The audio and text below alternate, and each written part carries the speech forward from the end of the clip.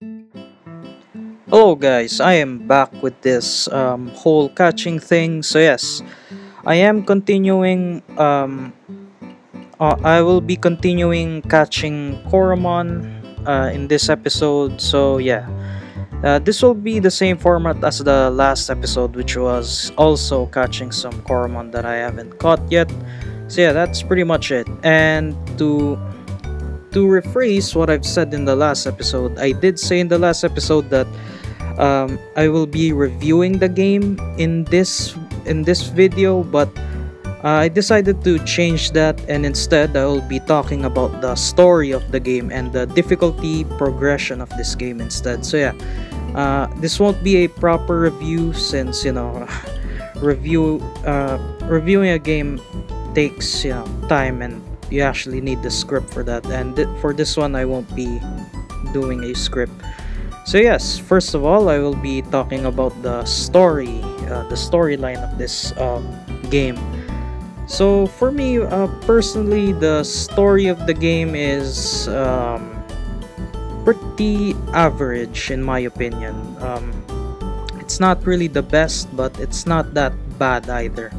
It's just good for its place, I guess. I mean, it is an indie game, so I won't be expecting or it's not even a story driven game. It's more of a what do you call this,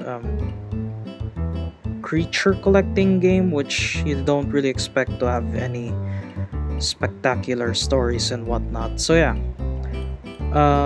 the story is fine. It's fairly average.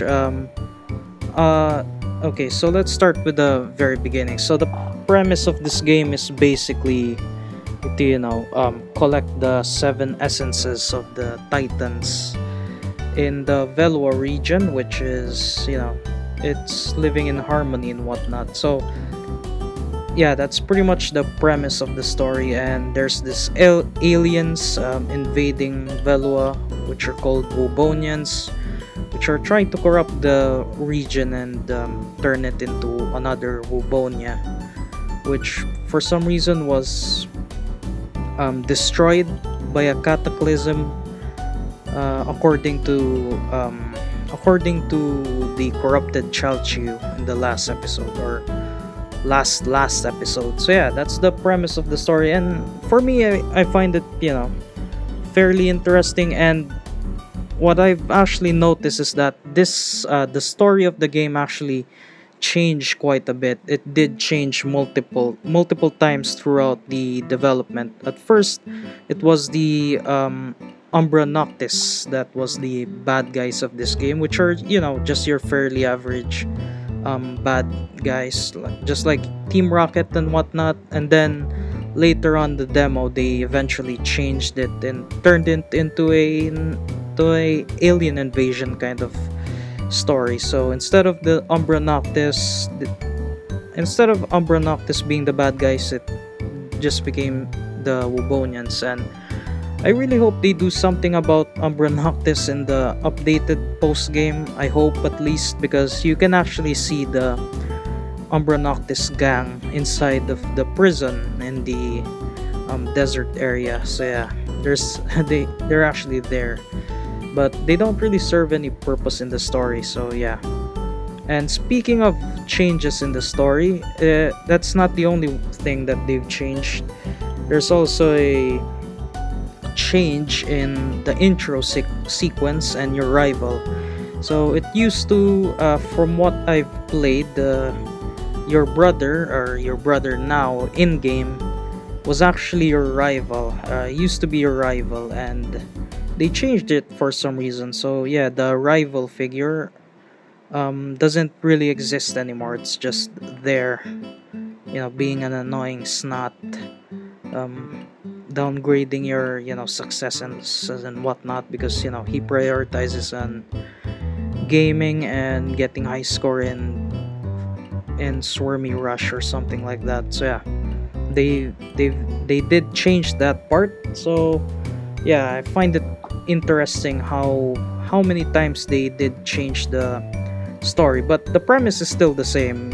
Same 7 Titan quests, and yeah, For me, the Titan Quest, the premise of that game, or the premise of that scenario, is fairly cool to me, at least. I mean, instead of having gym leaders or strong elite trainers per area, you instead have strong Coromon, just like what Sun and Moon did with their Titan Pokemon.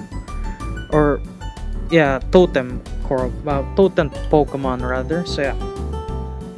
With regards to the ending of this game, this is the only part where I have an issue with the story of the game. So, with regards to the ending of the game, I'm actually fairly let down, considering that I was expecting more, since this game has been delayed for multiple times now. I thought this game would release last year, but instead they moved it in this year, 2022, quarter one at least. So yeah, I'm fairly not satisfied with the ending. It's anticlimactic, and you know how they ended it didn't even contain a credit sequence. It just shows your team, and yeah, it's fairly over and you're back at your house now. So yeah, I was not keen on that one. So yeah, with regards to the ending, I've heard the developers are actually going to update the ending at least, so I guess that's nice, but not nice for me at least, because I have played the game and I'm not planning on recording the new ending. Probably. So yeah, I'm not recording another playthrough with that. So yeah, that's the story and the ending pretty much of the game. Yeah, it's fairly okay. The whole story itself is fairly okay, just not the ending. I was fairly disappointed with the ending. So yeah, that's that. So in total, if I will be giving the ending of this game a rating, or a proper numerical rating, I'll probably go with a 7 out of 10 in terms of story.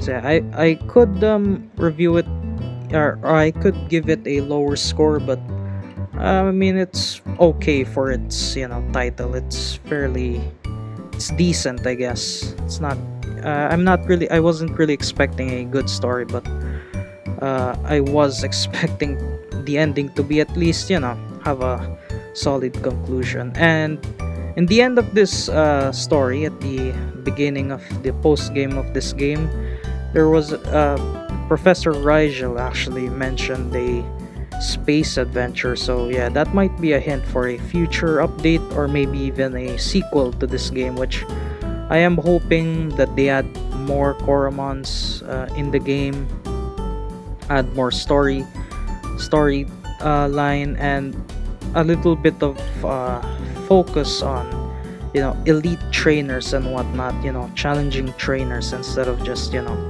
challenging monsters. Don't get me wrong, there were challenging trainers in this game, just they're not just as important as they should have been. So yeah, speaking of difficult trainers, I will now be moving on to the difficulty spike of this game, or the difficulty aspect of this game. So in terms of difficulty, I would say the difficulty spike of this game is decent, or maybe even it's decent for me, but there were times where the difficulty just got unfair to me, at least. Or maybe I'm just bad at games, who knows. I'm probably just ranting about me being bad at video games and whatnot. So yeah, the start of the game, the Voltgar area of this game, is fairly easy, since it's the starting town of this area, or this game rather. It is fairly easy, where there's actually very huge what do you call this, a fairly huge gap between the start of the game and the first boss of the game. So yeah, you have plenty of time to prepare and plenty of Coromon to catch, which you can actually there are multiple Coromons that are good against the first boss, Voltgar. So yeah, you can do a cheese strat using Moffel or Digmo. By the time you go to Voltgar, you can just spam him and lead, uh, make him the lead of the game and just spam ground type or sand type moves in this in that fight. So yeah, it's not that difficult. It's fairly easy. So with the next area, right after Voltgar, you will be heading to the swamp and eventually go to Illusion, which is, for me, is the most difficult part of this game, because this game, or at least in that area, or the mechanic in this game is that ghost types are good against ghost types, and I guess magic types, I'm pretty sure. Magic types are good against ghost types as well, and at that point you don't actually encounter that many decent ghost types in this game. There were instances where, I mean, there are ghost types in this game, just not bulky ones that can take a hit from Illusion, which is it made me struggle quite a bit, since Illusion is very strong, and just like what I've said, ghost types don't really have much weaknesses, and no one can really tank ghost type moves in this game for some reason. So yeah, that part of the game really tested my patience, because it was very, very difficult, at least for me. Or you could just overtrain your Coromon and fight him. I mean, that's an option, but I don't really do that in order to challenge myself. And I guess a fairly good counter, I guess, for Illusion in hindsight is probably more bulky Coromon, and you should also get a normal type, since normal types can tank a hit from ghost types, but they don't really do damage to ghost types, for that matter. So it cancels it out, so it doesn't really matter. So yeah, that's pretty much for the Illusion part of this game. That was a mini rant, I guess, because it was quite difficult. I did struggle quite a bit. So yeah, next up is, after Illusion, is Sart, which is the sand type titan. And for me, Sart is probably one of the easiest Coromons to deal with in this or titans to deal with in this playthrough, since by that time you will have plenty of water types that are good against Sart. And yeah, Sart is fairly easy. I actually managed to beat Sart fairly easily. Yeah, I have nothing more to say about Sart other than it's one of the easier boss battles. Next one would be Hosei, the Fire Titan. I'm pretty sure that's the next one, right after Sart. And oh yeah, before talking about Hosei, I actually need to talk about the difficult fight right after Hosei, which is the double battle against the dark magic Scintilla, which is a double battle. And yeah, that fight was actually a lot more challenging than Sart, in my opinion, since dark magic Coromon don't really have any weaknesses, and you basically have to tank a hit from a double battle, or because your enemies are there. You have two enemies, and you get to only choose, or you get to only use one of your Coromon simultaneously. So yeah, that's fairly difficult, and I'm not quite sure how it would pan out in a challenge run, such as an insane run, since insane run is pretty insane. So yeah, that's the double battle against the Scintilla. And right after the Scintilla fight, the next difficult part is Hosei, which is not that difficult because by that time you will have a fairly strong water type. I did use Darikara against that fight, which made it a cakewalk.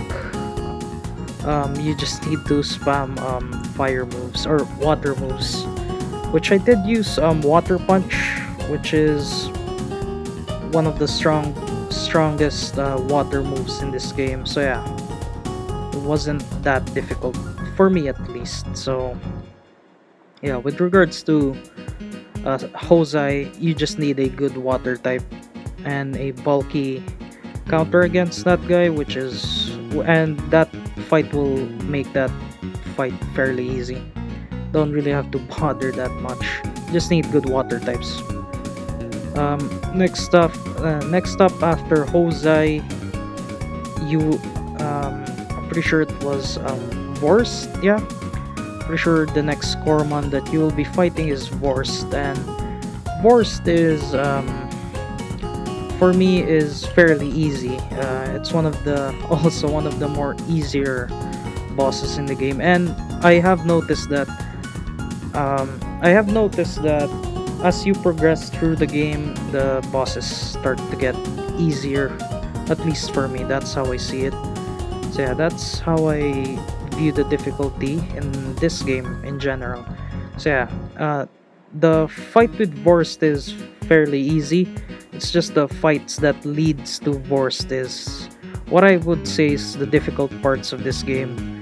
So yeah, before you actually challenge Vorst, you actually get a triple battle against a Arcta and an Arcturus, which is really going to be difficult and an insane run. So they'll spam, dark magic beams at you until you lose.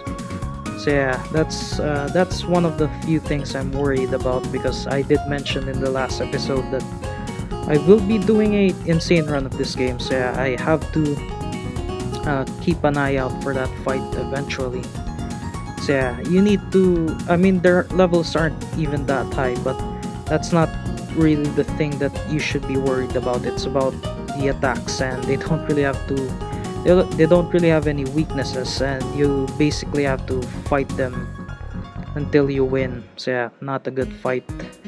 And right after the Arcturus fight is the fight with Thomas, which was manipulated and forced to use dark magic Coromons, which for me is easier than the Arcturus fight, since considering that you actually fight his corrupted or dark magic Coromon one by one instead of 3 at the same time. So yeah, that the Thomas fight is difficult, but not as difficult as the Arcturus fight. And just like what I've mentioned a while ago, the Vorst fight is fairly easy, since Vorst is actually in a pretty bad state and needs to be put out of its misery, I guess. You did free it and turned Vorst into a essence, so yeah, at least you've done that. And lastly, for this part of the game, the Chalchiu fight, or the Chalchiu area. So for me, the Chalchiu area of this game is I'm not really quite sure what to say to it, and I guess I will be going back to the storyline point of this game, because right after you fight Vorst, the story just becomes rushed, and there's no real obstacles right after you fight Vorst. You just go through the Chalchiu area and fight Chalchiu. That's pretty much it, and I'm not quite sure if that's the problem. That's a problem that the developers encounter. Basically, a time crunch.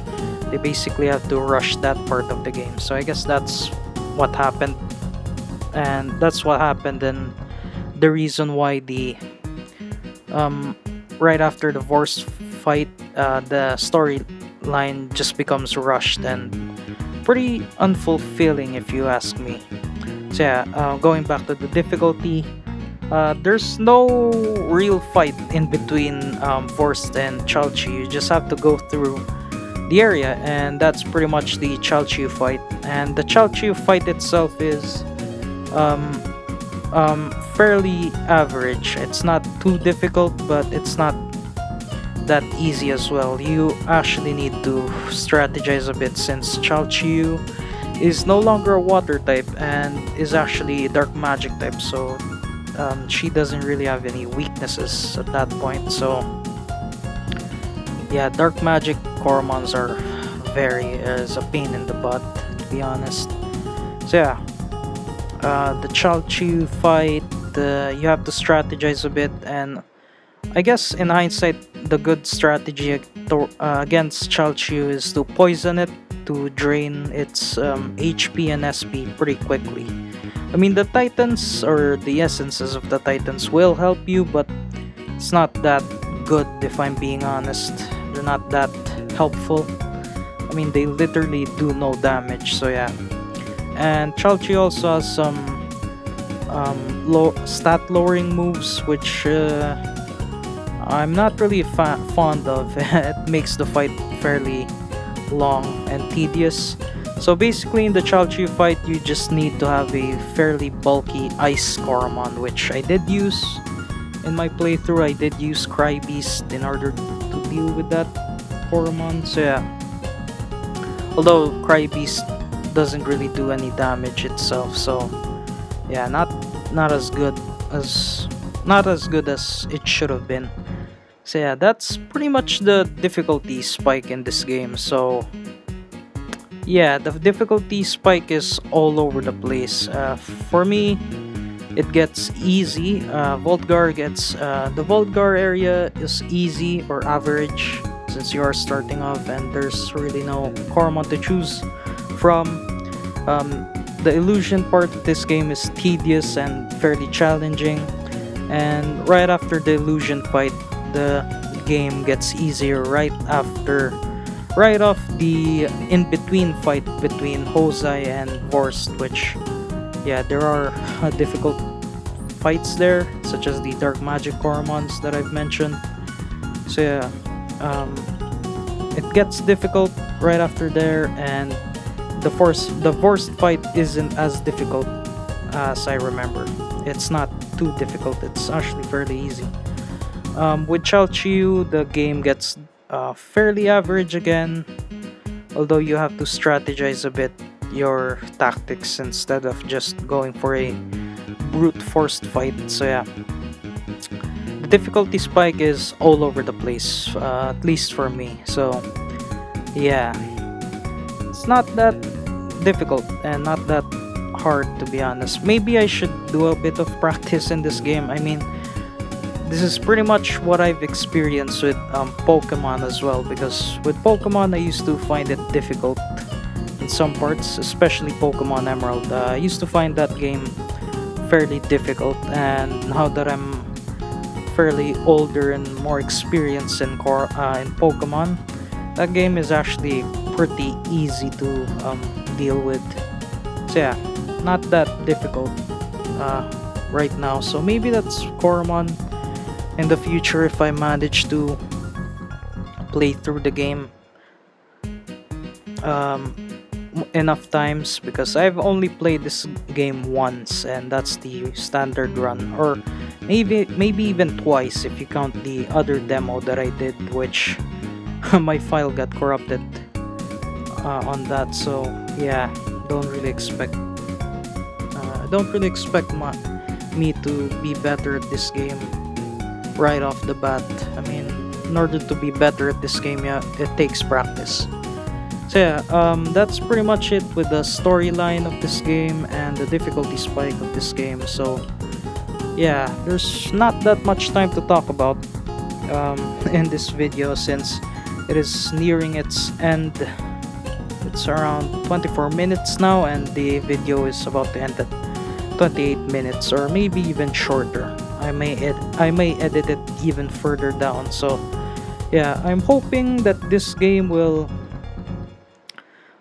get some DLCs or even updates in the future, just to improve the post game, because what I'm seeing in the post game is that there's not really much, there's nothing to do in the post game. You just need to challenge the developers and complete the database of the Coromon. I mean, you can go for PvP, but for me, I can't really do PvP for some reason. And not only that, you can go for, you can hunt down perfect Coromons, or perfect hunt a Coromon, or maybe even potent hunt some Coromons. I may be doing that just maybe off screen or off camera. So yeah, I am not done with the series. I am still planning on doing multiple videos in this series. Maybe I will even do videos in this series alongside other series. Which, spoiler alert, I have already recorded the first episode of the insane run of this game, and let me tell you, it was fairly stressful. So yeah, I'm not mentioning anything about that recording, so yeah, you have to wait for it and watch it for yourself. It's fairly difficult, but yeah, I am very cautious in that run. So yeah, in that run I will be providing a sidebar, because that's a tradition for me, at least when I'm doing insane runs or maybe even Nuzlocks in these types of games. So yeah, I'll be doing that.